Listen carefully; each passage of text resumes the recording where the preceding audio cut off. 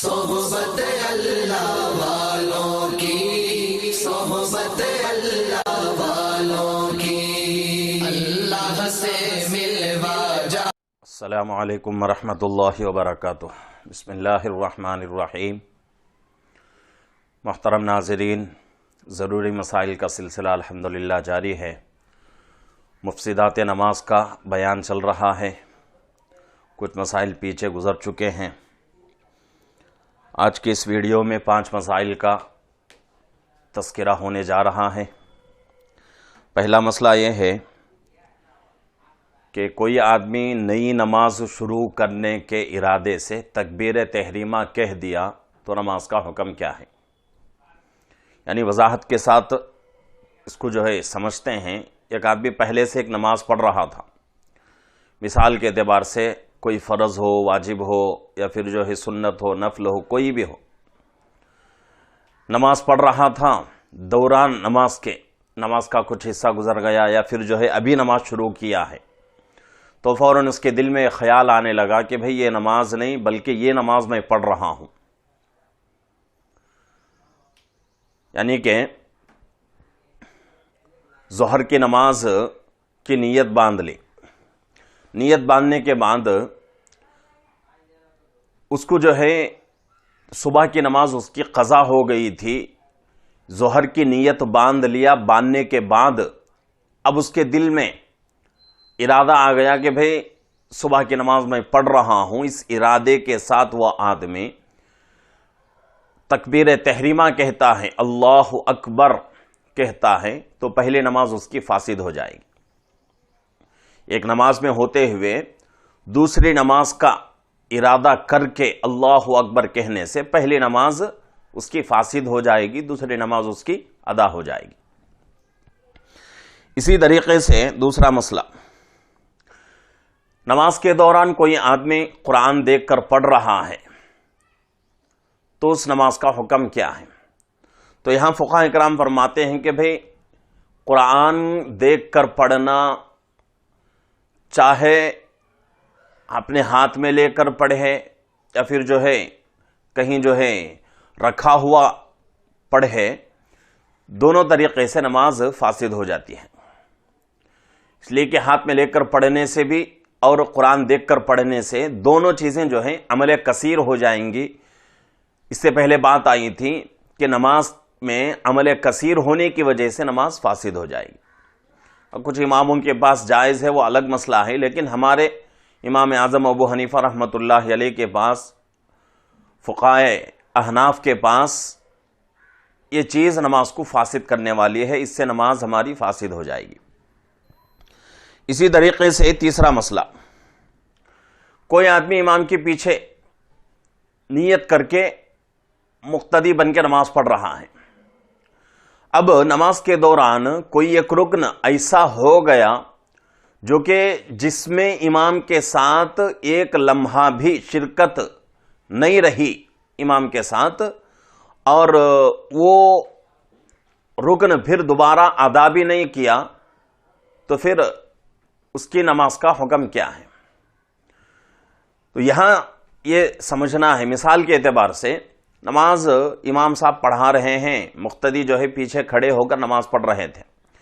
اتفاق سے ایک آدمی رکوع میں جانے میں یا رکوع سے اٹھنے میں، سجدے میں جانے میں، سجدے سے اٹھنے میں، دوسرے سجدے میں جانے میں، کسی بھی رکن میں اتنا دیر کر دیا جانے میں، یا پھر رکوع سے سجدے سے اٹھنے میں، تشہد سے اٹھنے میں، کہ امام صاحب اس رکن کو پورا کر کے دوسرے رکن میں چلے گئے ہیں۔ اگر ایسا ہو گیا تو یہ آدمی اس رکن کو دوبارہ ادا نہیں کرتا، امام کے ساتھ پھر آگے بڑھ جاتا ہے، تو اس کی نماز فاسد ہو جائے گی۔ اب اس کو دوبارہ نماز پڑھنا پڑے گا۔ اسی طریقے سے تیسرا مسئلہ، نماز کا کوئی رکن سونے کی حالت میں گزر گیا، یعنی کہ چاہے وہ انفرادی نماز ہو یا پھر امام کے پیچھے نماز پڑھ رہا ہو، دونوں صورتوں میں سجدے میں چلا گیا، سو گیا، اسی طریقے سے رکوع میں چلا گیا، سو گیا. اور اکثر جو ہے یہ جماعت کے ساتھ نماز پڑھنے میں ہوتا ہے. اگر کوئی آدمی انفرادی پڑھ رہا ہو تو اس میں جو ہے اتنی خرابی پیدا نہیں ہوتی، اس کی وجہ سے اس کی نماز فاسد نہیں ہوتی. لیکن جماعت کے ساتھ نماز پڑھ رہا تھا، امام کے ساتھ، امام کے پیچھے مقتدی بن کے نماز پڑھ رہا ہے، تو امام نے کیا کیا، رکوع میں امام صاحب چلے گئے، سجدے میں چلے گئے، تو یہ آدمی جو ہے رکوع میں جا کر سو گیا. سونے کے بعد امام صاحب رکوع سے اٹھ گئے، اٹھ کر قوما ہو گیا امام صاحب کا، اور آگے جو ہے سجدے میں جا رہے ہیں. تب اس کی نیند کھلی اور اس کی آنکھ کھلی. تو اس آدمی کے لیے ضروری ہے کہ وہ آدمی کیا کرے، اس رکن کو دوبارہ جو ہے ادا کر لے، کر کے امام کے ساتھ جو ہے آگے بڑھ جائے. اگر اس رکن کو ادا نہیں کرتا، سونے کی حالت میں جو رکن گزر گیا امام کے ساتھ، اس رکن کو چھوڑ کے آگے چل دیتا ہے تو اس کی نماز فاسد ہو جائے گی. اسی طریقے سے پانچواں مسئلہ، 4 رکعت والی نماز یا 3 رکعت والی نماز میں. 4 رکعت والی نماز میں بھی اور 3 رکعت والی نماز میں بھی 2 مرتبہ قاعدہ آتا ہے، قاعدہ اولا، قاعدہ آخرہ. تو کوئی آدمی 3 رکعت والی نماز ہو یا 4 رکعت والی نماز ہو، 2 رکعت میں قاعدے میں بیٹھ کر سلام پھیر دیا، دونوں طرف سلام پھیر دیا، تو اس کی نماز فاسد نہیں ہوتی، بلکہ وہ آدمی دونوں طرف سلام پھیر کر بھی یاد آ گیا، یاد آنے کے بعد کھڑا ہو گیا، کھڑا ہو کر باقی کے 1 رکعت ہو یا 2 رکعت ہو مکمل کر کے آگے جو ہے سجدہ سہو کر لیتا ہے تو نماز اس کی ہو جائے گی. لیکن اگر کوئی آدمی 4 رکعت والی نماز ہو یا 3 رکعت والی نماز ہو، نیت باندھ کر کھڑا ہو گیا، اس کے بعد نماز کے دوران اس کو جو ہے یہ ذہن میں آ گیا کہ بھئی میرے اوپر صرف 2 ہی رکعت واجب ہیں. مثال کے اعتبار سے سفر میں چلا گیا اور وہ سفر شرعی سفر نہیں تھا. اب اس کے ذہن میں یہ تھا کہ بھئی نماز شروع کر لیا 4 رکعت، اب بعد میں جو ہے وہ یہ سوچ رہا ہے کہ بھئی میرے اوپر تو 2 ہی رکعت واجب ہیں، تو 2 رکعت پر سلام پھیر دیا، تو اس کی نماز نہیں ہوتی، نماز اس کی فاسد ہو جائے گی، پھر دوبارہ پڑھنا پڑے گا. اسی طریقے سے کوئی آدمی ظہر کی نماز پڑھ رہا تھا، تو درمیان میں وہ یہ خیال کرنے لگا کہ بھئی ظہر کی نماز نہیں بلکہ میں کیا کر رہا ہوں، جمعے کی نماز پڑھ رہا ہوں. تو پھر جو ہے جمعے کی 2 ہی رکعت ہوتی ہے، تو اس کی نماز 2 رکعت کے اوپر یہ سمجھ کر سلام پھیرتا ہے کہ بھئی میرے اوپر 2 ہی رکعت واجب ہیں، 4 رکعت نہیں، جمعے کی نماز میں پڑھ رہا ہوں، اس نیت سے اس نے سلام پھیر دیا تو نماز اس کی فاسد ہو جائے گی.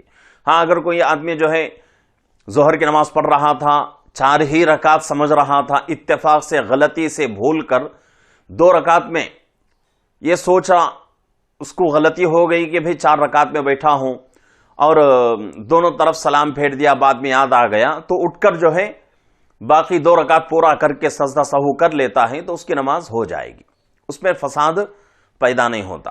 تو یہ جو ہے آج کے 5 مسائل ہوئے ہیں. آگے بھی کچھ مسائل ہیں انشاءاللہ، آگے ویڈیوز میں ان مسائل کا ذکر ہوگا. تو ناظرین سے گزارش ہے کہ ان مسائل کے ذریعے سے اپنی نمازوں کو مکمل کرنے کی کوشش کریں. اللہ رب العزت سے دعا ہے کہ اللہ رب العزت ہم تمام کو ان مسائل کے ذریعے سے اپنی عبادتوں کو مکمل کرنے کی توفیق عطا فرمائے. اور اسی طریقے سے ایک بات عرض کرنا ضروری ہے، یہ ہے کہ اگر آپ کا کوئی سوال ہو، کوئی مسئلہ آپ کو درپیش ہو، آپ کو جواب چاہیے، تو آپ جو ہے کامنٹ کے ذریعے سے پوچھ سکتے ہیں، یا واٹس ایپ کے ذریعے سے سوال کر سکتے ہیں، یا فون کے ذریعے سے بھی رابطہ کر سکتے ہیں. فون کے ذریعے سے رابطہ کر لیا آپ نے، یا کامنٹ کے ذریعے سے مسئلہ پوچھ لیا، یا واٹس ایپ میں جو ہے سوال کر لیا، اس کے بعد آپ کو جواب تو مل جائے گا فوراً، یا کچھ دیر کے بعد کچھ دیر کے بعد ہی کیوں نہ ہو آپ کو جواب مل جائے گا. لیکن درمیان میں جتنے سوال ہو رہے ہیں ایک دن ان تمام سوالوں کا جوابات جو ہے مجموعی طور پر دی جائیں گے، اور اس کے لیے جو ہے جمعرات کا دن متعین کیا گیا ہے کہ درمیان میں یعنی ایک ہفتے میں جتنے بھی سوال ہوں گے، چاہے وہ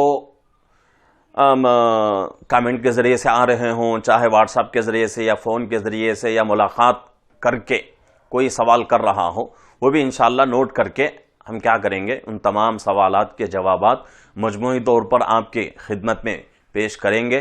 تو اس لیے آپ جو ہے کوشش یہ کریں کہ بھئی آپ کا کوئی مسئلہ ہو تو آپ ضرور جو ہے رابطہ کریں، کامنٹ کے ذریعے سے ہو یا فون کے ذریعے سے، واٹس ایپ کے ذریعے سے رابطہ کریں. آپ کو بھی جو ہے آپ کا جواب مل جائے گا. اگر آپ ہی کا سوال کسی دوسرے کا بھی ہے تو ان کو بھی جو ہے مجموعی طور پر جواب ان کو بھی مل جائے گا. تو اس سے جو ہے آپ کا بھی فائدہ ہوگا، امت کا بھی فائدہ ہوگا. تو اس لیے آپ کا کوئی مسئلہ ہو تو آپ ضرور جو ہے رابطہ کریں. اس سے انشاءاللہ آپ کو بھی تسلی بخش جواب مل جائے گا اور امت کو بھی جو ہے ایک مجموعی طور پر جوابات سننے کو ملیں گے. اللہ رب العزت سے دعا ہے کہ اللہ رب العزت ہم تمام کو ان مسائل کے ذریعے سے اپنی عبادتوں کو مکمل کرنے کی توفیق عطا فرمائے اور ان مواقع سے فائدہ اٹھانے کی، خوب جو ہے استفادہ کرنے کی اللہ ہم سب کو توفیق عطا فرمائے. آمین. السلام علیکم ورحمۃ اللہ وبرکاتہ.